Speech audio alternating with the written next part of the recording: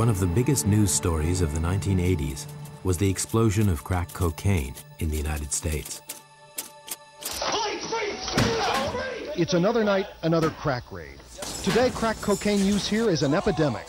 Well, the crack epidemic not only destroyed lives in the sense that people were addicted to this powerful drug, but also it set off gang wars. Certain communities, like the African-American communities, were disproportionately hurt. Gary Webb, he began investigating that.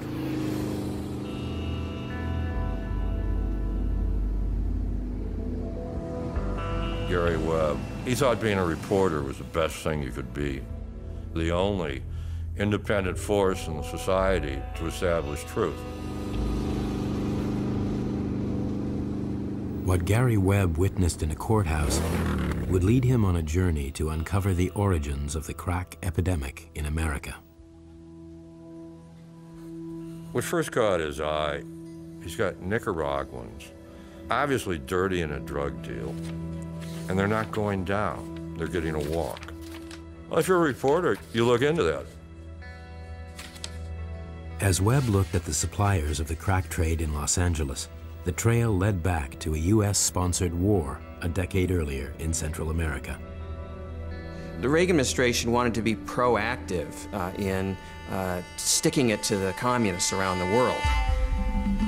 President Ronald Reagan authorized the CIA to spend hundreds of millions of dollars building, supporting, directing the Contras against the Sandinistas in Nicaragua. They are the moral equal of our founding fathers. We cannot turn away from them. While the CIA attempted to topple the democratically elected government in Nicaragua, Webb discovered the Contras had ties to the crack explosion in Los Angeles. Sponsoring violence in a small Central American country was far more important than stopping drugs from flowing into our cities and our communities.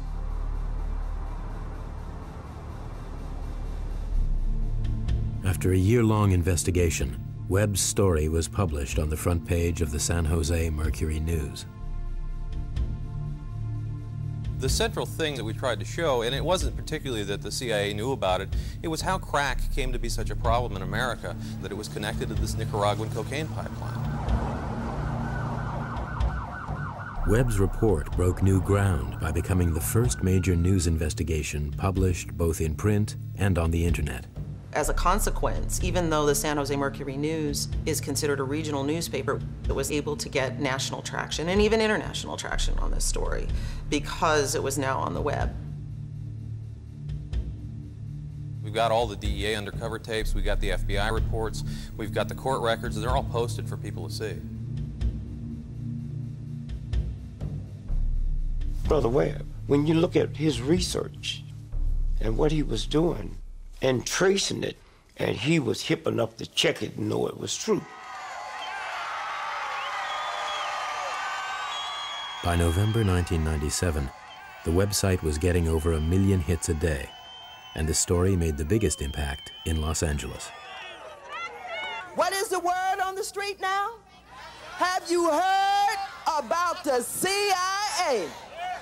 Well, you know what? We've heard, we've seen, and now we are moved to action.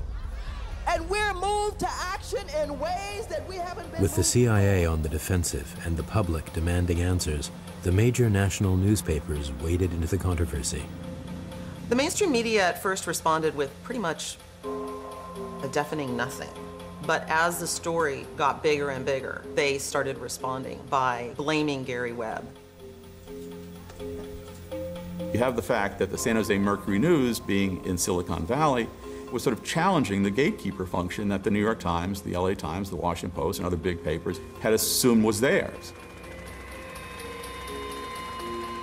The Washington Post weighs in and says Gary Webb got it wrong, but we can't tell you exactly how he got it wrong because we haven't the faintest goddamn idea. It was accompanied by a piece that declared that the African-American community was conspiracy-prone.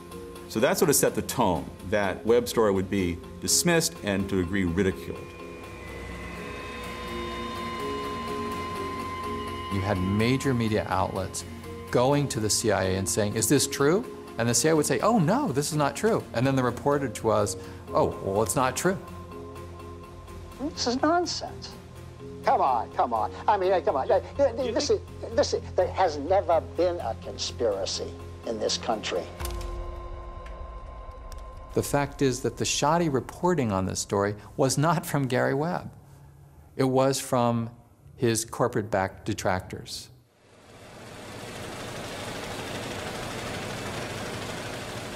Now, I had a drink with a major figure at the LA Times, and I asked him about the crackback.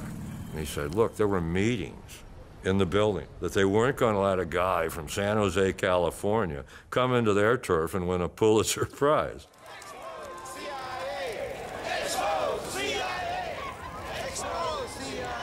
As the press attacked Gary Webb, the public protested. I got involved with the protests because Gary Webb, he had no hidden agenda. He's not lying. And we're going to put the CIA in this country on notice. With the national media calling for a retraction of Webb's story, his own newspaper took action. The Mercury News was behind Gary, 100% was writing it. And then because of the backlash from the other media, they also backpedaled away from Gary. In the beginning, they were behind you. That's right. And then they caught a world of hell from the establishment media, and now they're not behind me anymore. The San Jose Mercury News essentially abandoned him. The pressure paid off when the Mercury News took down the Dark Alliance website and reassigned Webb to a bureau 150 miles from his home. And here this guy that had all these awards, this guy that broke a story that everyone warned him not to break. All of a sudden, a journalist that should be hailed was treated like a piece of crap. A year later, the CIA released its internal report into the agency's involvement with Contra drug traffickers. There are instances where CIA did not, in an expeditious or consistent fashion, cut off relationships with individuals supporting the Contra program who were alleged to have engaged in drug trafficking activity. The contents of the reports, if you go into the actual nitty-gritty of them, what you find is that there was a serious problem, that the U.S. government knew about it, and that the Contras were far more guilty of drug trafficking, and the CIA was more guilty of looking the other way than even Gary Webb had suggested. That report includes a great deal of information and quotes many documents. With the CIA's report about its relationship with Contra drug traffickers, the media had a chance to vindicate Webb's investigation. The New York Times, they do a story that is half kind of mea culpa, we should have done more with this, it was worse than we thought, and half Gary Webb's still an idiot. The Washington Post waits several weeks and does a rather dismissive article. And the LA Times never reports on the CIA's findings. So even though Webb was proven correct, he's still considered a flake who got a story wrong. Gary felt betrayed by his own brethren, if you will. In his mind, the journalist was supposed to expose the truth, not do the opposite, not try to quash it. As the media buried the CIA's report, Webb found his career at a dead end. When he was interviewing with another job, they'd always say, aren't you the guy who wrote Dark Alliance? And then they would kill the interview. He couldn't make a living being a journalist anymore. And that ripped his heart out. He's despondent about his inability to find work. He got his father's pistol, laid out a certificate for his cremation, and then he shot himself. Frankly, you know, if I have to stand up and take a beating for putting the issue of government complicity in drug trafficking on the national agenda, I'll take that beating any day of the week. I mean, I was glad to do this story. I'm proud of what we did, and I'd do it again in a second. We killed one of the few decent working reporters in the country.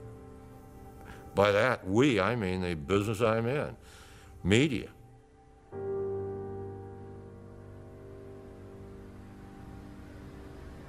We're now at a stage where every journalist who isn't asleep understands that corporate power has made it impossible for them to do the job as it needs to be done.